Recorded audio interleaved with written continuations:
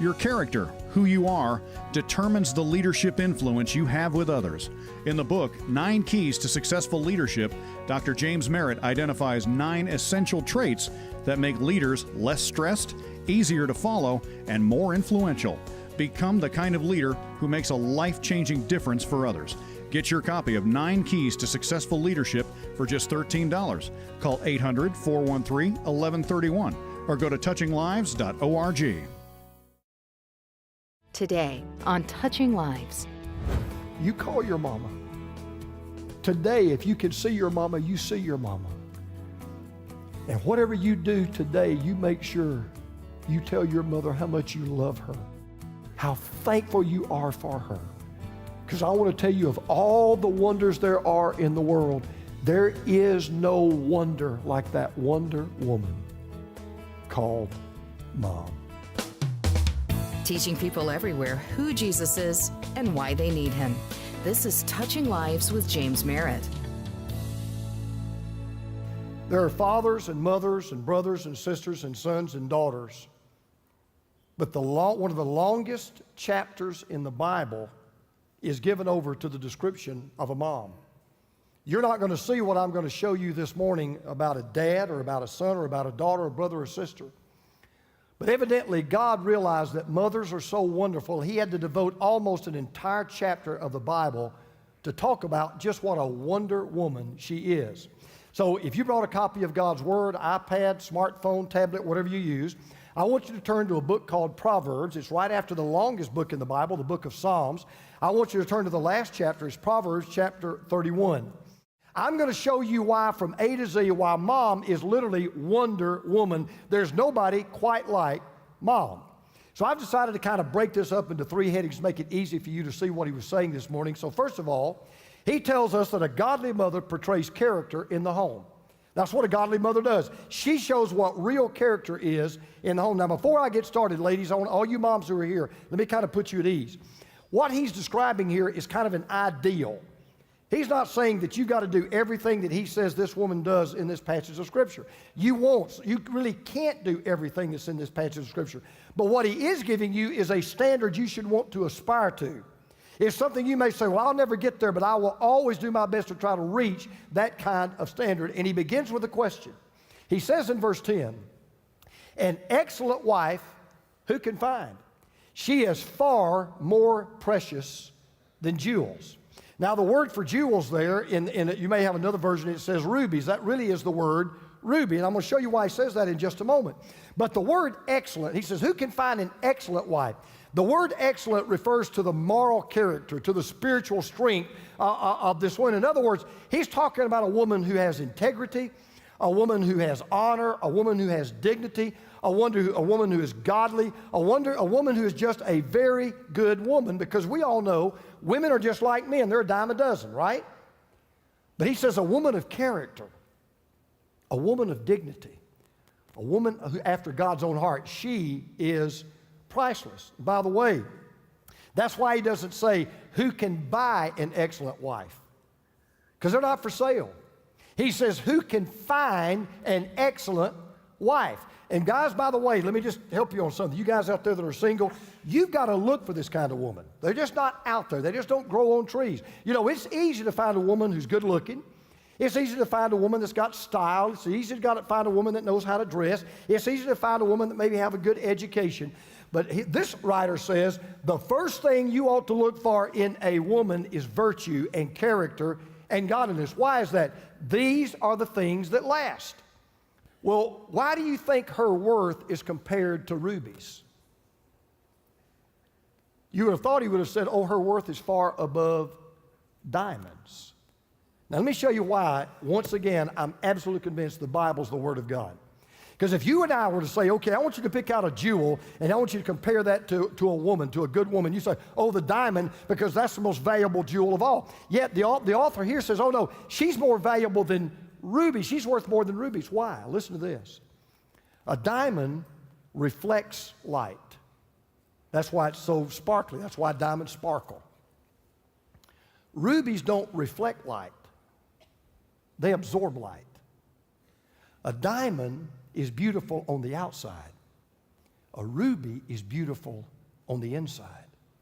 And that's why the author of Proverbs says, this woman's worth is far above rubies. I mean, so far above rubies. Because what's beautiful about a woman ultimately is not what she's like on the outside, what she's like on the inside. And a woman who's beautiful on the inside will be beautiful all of her life. Then he goes on to say this in verse 11. He says, the heart of her husband trusts in her, and he will have no lack of gain. Any married spouse will tell you, if they've ever been betrayed by their spouse, they will tell you this. When trust goes out the door, love goes out the window. What really holds a marriage together, contrary to popular opinion, is not love. What really holds a marriage together is trust. And he says, this is a woman who is so full of virtue and honesty and integrity and dignity and character. Her husband safely trusts in her. He will have no lack of gain. Now later on you'll find out that what he's referring to is managing the finances in the home, which by the way, most every mother has to do at one time or another. You've got to help manage the finances. In fact, I'll tell you something about our relationship, mine and Teresa's. From the day we got married, she's always managed the money in our home. I don't write checks. I don't pay bills. I mean, I really don't even know what we've got. She knows everything we've got. I mean, I really don't. I mean, I don't know. She's got it all.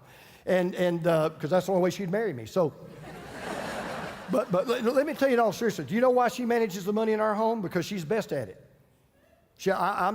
That's just not my forte. That's not my strength. As a matter of fact, I was so happy. Last week, she raised my allowance to $10 a week, and I'm just a happy guy. But here's the point. Here's the point. You know why I don't ever worry about the finances in our home? You say, well, doesn't it bother you don't know what you have? No, because I trust her. She has my complete, total trust. I know she's always looking out for what is best for us, even in the area of finances. See, that's why, one of the reasons why we have a fantastic marriage, and I do have a fantastic marriage, because she has my total trust, not just in the way that she manages her home. You know why I trust her? It's the way she manages her. It's the way she manages herself. I know she's a woman of character and a woman of virtue. This is a wife who is good to her husband, and she's good for her husband. Because listen to what he says down in verse 12. She does him good and not harm all the days of her life. This is a woman who's a fountain of blessing that never runs dry. She's her husband's greatest encourager. She is his number one cheerleader. She never speaks evil of him or runs him down in public or defames his character. Even in the privacy of her home, she doesn't try to tear him down. She tries to build him up. She never attacks him as a father. She never attacks him as a husband. So to put it simply, this woman is a model of character. She lives the way a woman ought to live, the way a man ought to live, the way a person ought to live. She conducts herself in the way that her children should conduct themselves. She portrays character in her family. Here's the second thing he says. He says a godly mother provides competence in the home. She doesn't just portray character in the home, she provides competence in the home. Now, I want to remind you of something before I get into all this. Remember, ladies, this is an ideal. Okay, this is a goal you kind of strive for. You'll never be all of these things. Nobody expects you to be all of these things. But at some point in time, a godly mother will probably hit on many of these things, because this is a mother that says, I'm going to do everything I can as the mom in this home to make sure that my family unit is happy and my family unit is healthy. So we read what she does in verse 13. She seeks wool and flax and works with willing hands. Now, what he's talking about there obviously is clothing, because back in that day, the only clothes that a man had is the clothes that a woman would make. So she makes clothes with wool. Why wool? That was for cold weather. She made clothes with flax. Why flax? Because that is for hot weather. Because back in that day, it was the job of the woman to make the clothes. And then the author of Proverbs says, she even does it with willing hands. Now, in the Hebrew language, what that word literally means is delightful. This is a woman who loves her family so much and loves her God so much that everything she does for her family, it's not a duty, it's a delight. It's not that she has to do it, it's that she wants to do it. She realized, this is my God-given role. This is one of the things that God made me for, and I want to do everything I can to be pleasing in your sight and to be pleasing in the sight of my family. Well, families also have to eat, right? So we read this in verse 15. She's like the ships of the merchant. She brings her food from afar. She rises while it's yet night and provides food for her household and portions for her maidens. What is he talking about there? This is a woman who says, look, I'll go the extra mile. I'll do everything I can to make sure that I get the biggest bang for the buck. I want to do everything I can to make sure that my family has the best food that they possibly can at the cheapest price. My wife, Teresa, I call her the coupon queen. She is the coupon queen. She gets everything at an absolute bargain. Sometimes she'll let me go to the grocery store, just sometimes. When I come back, does she say, honey, I'm glad you're home? Honey, I'm glad you made it safely. Honey, it's so good to see you again. No, you know what she says? Now, did you put this on the code at Kroger so we'll get points for the gasoline when we go there? Yes, ma'am, I remembered to do that, right? She's got that mentality. I want to make sure I'm getting the best bargain that I can. And then on top of that, he says, look, she gets up early and she sometimes stays up late. That's what moms do. How many of you had this experience? When you were growing up, if you got sick, who did you call for? You called for Dad. He didn't know what to do, right? You call Mom. In our home growing up, you know who James and Jonathan Joshua called on when they got sick? Her. You know who I called on when I got sick? Her. Everybody calls on Mom because they know that Mom somehow has that ability to kind of be what they need to be when they need to be it. Now here's something else very interesting about this woman in verse 16. She considers a field and buys it. Out of her earnings, she plants a vineyard. So this is a woman who has an outside job. This is a woman who works outside the home. She not only is doing all this for her family, but she's so concerned that her family has what they need. She realizes she needs to be a helpmeet to her husband, so she's got this business on the side that she's making money, takes that money and plants a vineyard so that they will have everything that they need, which leads me to kind of a side note here. If you are a quote-unquote stay-at-home mom, I thank God for you. I'm so glad that you're allowed to do that. I'm so glad that you know, you're blessed enough where you can do that. I'm grateful for that. On the other hand, and where most of you probably are, if you're a working mom, I really thank God for you. I really thank God for you. And I just want to kind of stop and just say to all you men out there, if you're married to a woman who is not only a mother at home, but she has a full-time or even a part-time job, can I just give you a piece of spiritual advice? Cut her some slack. Be thankful for her. Let her know how much you love her and appreciate with her. And don't be so demanding at home. There was a working mother who was doing her best. She had a full-time job outside the home. She had 3 young kids at home. And so she was working, trying to, burning the candle at both ends, trying to keep up with her job, keep up with the family. And her husband was one of these guys, he just griped about everything. He didn't like it if the floor wasn't swept or the dishes weren't washed or if the food wasn't warm or whatever. And so one morning the alarm clock went off. They both had to get up and go to work. And he looked over at her and he just kind of sighed and he said, "Can you not even make me a hot breakfast just one morning?" She reached into a drawer, pulled out a box of matches and gave it to him and said, "Here, go set your cornflakes on fire."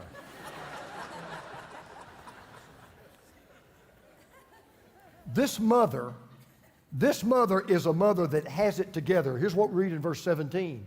She sets about her work vigorously. Her arms are strong for her task. She sees that her trading is profitable and her lamp does not go out at night. In other words, what he's saying is, this was a working mother who was doing her best both at her job and at her home. She's not afraid to roll up her sleeves. She's not afraid to go to work. She's not afraid to do whatever she can to make that home the home that it ought to be. And then he goes on to say this in verse 19.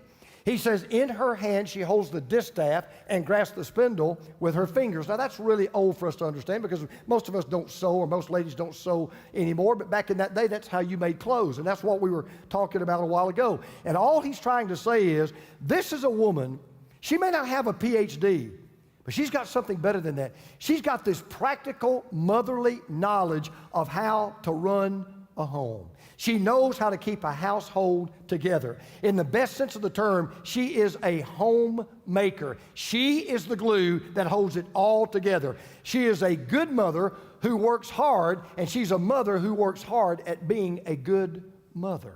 And then listen to this, what he says in verse 27. She watches over the affairs of her household and does not eat the bread of idleness. In other words, she runs a tight ship and she makes sure she keeps the ship steady on course and she never falls asleep at her post. That's why when the husband goes to work, he doesn't worry about the home. He knows she's got it. That's why when the children go off to school, they don't worry about what's going on at home. They know that she's got it. She doesn't eat the bread of idleness, not because the bread of idleness isn't sweet to eat. She doesn't have time to eat the bread of idleness.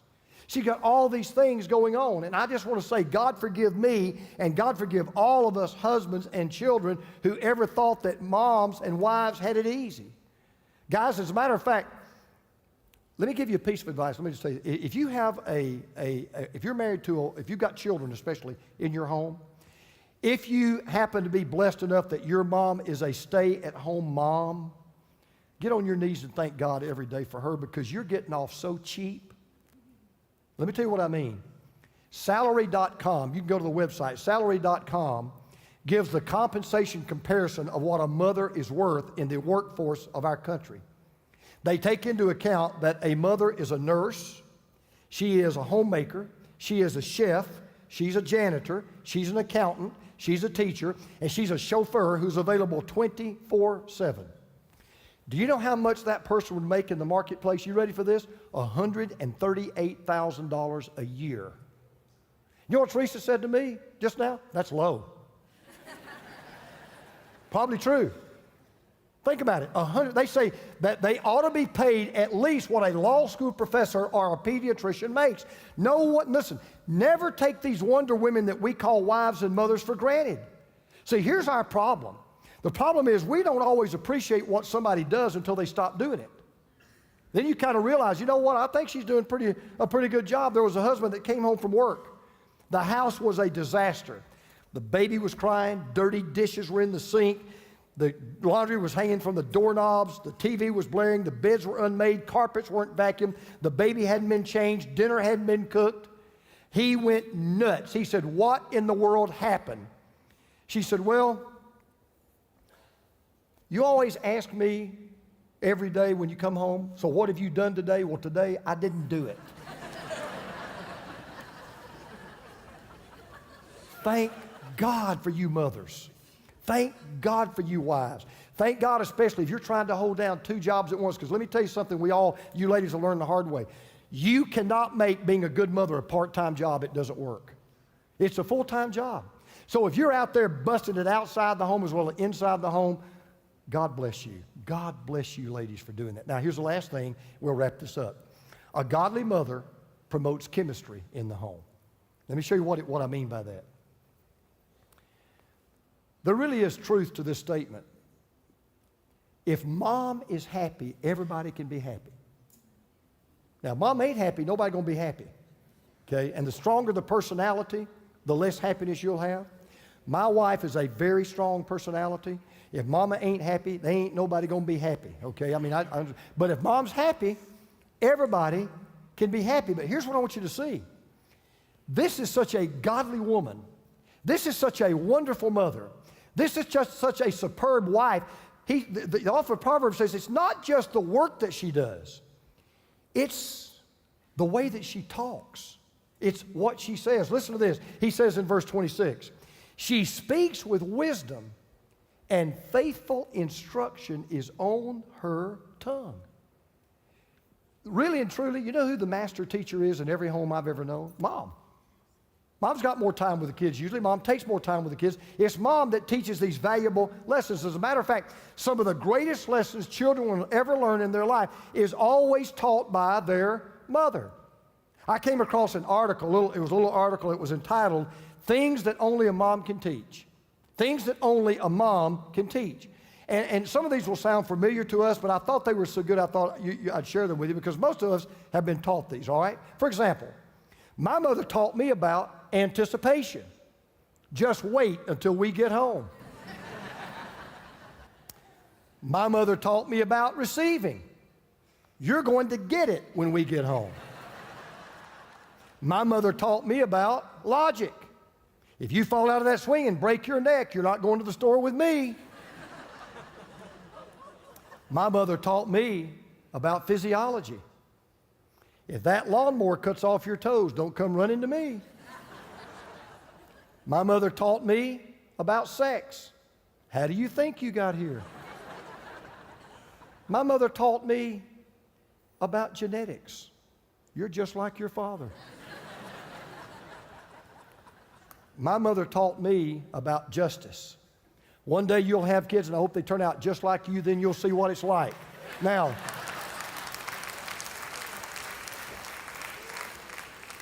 isn't it amazing, though, how we grow up and we start teaching our kids the same lesson they taught us? It's amazing how Mom taught that, it just kind of goes down generation to generation. Well, just about the time this Wonder Woman begins to wonder, is all this wonder really worth it? Have I really accomplished anything worthwhile? And I know a lot of you moms struggle with that. I know there's some of you moms that say, well, I was a stay-at-home mom or I was a working mom. Either way, did I really make a difference? And then we read this. Her children rise up and call her blessed. Her husband also, and he praises her. Many women have done excellently, but you, Teresa, surpass them all. You surpass them all. Now, the suggestion here is this praise is spontaneous. This praise is constant. I know you know this. They didn't have Mother's Day back in Israel. They didn't know what Mother's Day was. So what he's really saying is this. They didn't need Mother's Day in Israel. You know why they didn't need Mother's Day in Israel? Every day was Mother's Day. Every day was a day to say, thank you for what you do. Mom, thank you for being you. Sweetheart, thank you for building the home that you have built for us. Thank you for everything you have done for us. See, there's a debt that we all owe our moms that we can never, ever repay, but we ought to make installments every day. Every day, you ought to give a paycheck of appreciation and a paycheck of adoration and a paycheck of acclamation and a paycheck of affirmation and a paycheck of admiration. I'm standing before you right now. This man's standing right here. I'm standing before you giving evidence and a testimony of what can happen when a Wonder Woman calls Mom. From the time I was a boy till I went off to college, came into my bedroom every single night of my life and sat down and read the Bible to me and prayed with me. I'm the testimony of a mother that encouraged me, that believed in me, that trusted in me. I'm standing here before you as a mother who put her arms around me all the time and hugged me and loved me and told me how special I was. And I'm so glad that just a few days before my mother passed, I was able to lean over her bedside and pull her up to myself and say, Mom, if I lived 1,000,000 lives, I'd want you to be my mother in every one of them. Mom, I call you blessed today. Mom, thank you for all you have done for me. Thank you, dear God. I said this, thank you, dear God, for saving the best mother for me. So I want you to listen to this how this beautiful passage concludes, and we'll be finished. Look at this. Charm is deceitful, and beauty is vain, but a woman who fears the Lord is to be praised. Give her of the fruit of her hands, and let her works praise her in the gates. Listen to what he said. Charm is deceitful, because what a woman may look like on the outside may not be what she looks like on the inside. I have seen women that I thought were drop dead gorgeous till they opened their mouth. Charm's deceitful. Beauty is vain because ultimately it fades and it passes away. But goodness and graciousness and godliness, those are lights that never grow dark. Those are the aromas that never ever lose their fragrance. Every day for 16 years, every day, 8:30 in the morning, I called my mother. I told this, I think, at her celebration. I was on the Great Wall of China. 2001, had a satellite phone. I saw my watch. I don't remember what time it was. 8:30 in the morning. I called my mama. And I'd always say, your baby boy loves his mama. And she would always say, and your mama loves her sweet baby boy. The only time she didn't say that was when I called her from China. I said, your baby boy loves his mama. She said, where are you? And you can understand this. Every morning, 8:30 is real hard for me. Because I sure wish I could call my mama. So if you can, you call your mama. Today, if you can see your mama, you see your mama. And whatever you do today, you make sure you tell your mother how much you love her, how thankful you are for her. Because I want to tell you, of all the wonders there are in the world, there is no wonder like that Wonder Woman called Mom.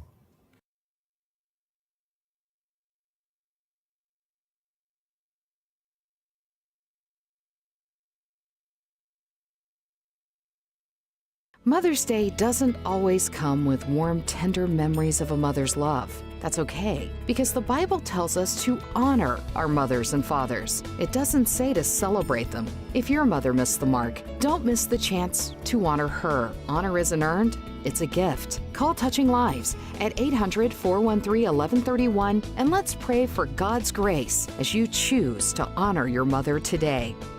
Your character, who you are, determines the leadership influence you have with others. In the book, 9 Keys to Successful Leadership, Dr. James Merritt identifies 9 essential traits that make leaders less stressed, easier to follow, and more influential. Become the kind of leader who makes a life-changing difference for others. Get your copy of 9 Keys to Successful Leadership for just $13. Call 800-413-1131 or go to touchinglives.org. Building on the insights of his best-selling book, 52 Weeks with Jesus, Dr. James Merritt has written a brand new devotional to bring renewal to all who want more of Jesus. A great companion devotional or perfect on its own. Spend time with the one who changed everything. Get your copy of 52 Weeks with Jesus devotional from Touching Lives for $13 or get both books for just $20. Call 800-413-1131 or go to touchinglives.org. Countless women are celebrated on Mother's Day, but for some, it's just another day of being undervalued and unappreciated. Together with the faithful partners of Touching Lives, we would like to take this opportunity to let all mothers know that God values all you do. He sees your character, your selflessness, and your tireless service to those you love. Today, we celebrate you.